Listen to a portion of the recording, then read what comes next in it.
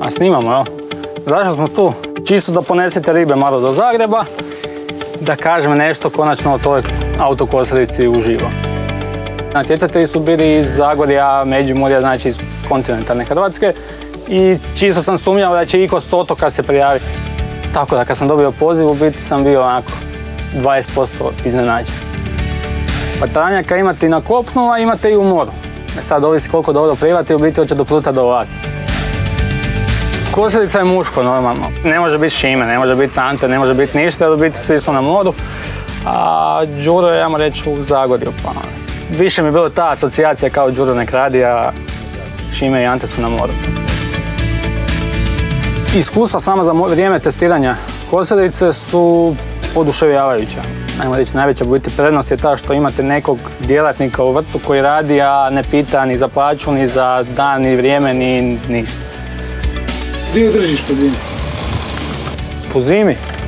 Pa u garaži bilo di, u Brodu, garaža, skladište, podrum, babina soba, ispod kreveta, ko zna. Evo je. Pa tu je isto bila trava malo prije. Troškovi za struju su iskreno nikakvi. Tako da sam na nju više gledao ko, ne znam, dodatan mobitel i to je to. Da, jako buči. Nema govora. To je mana, da. Ste me pitali o kosilici ili o djetetu? Kad ste me izabrali za natjecatelja, znači, na natječaju sam postao tata.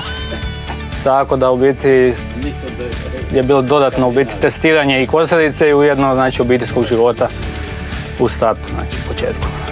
Sve u svemu u biti zbog kosilice imamo i više vremena, znači to ne i mi, jer sam ja kosio travu pretežno, nego u biti ja imam više vremena provoditi sa obitelji.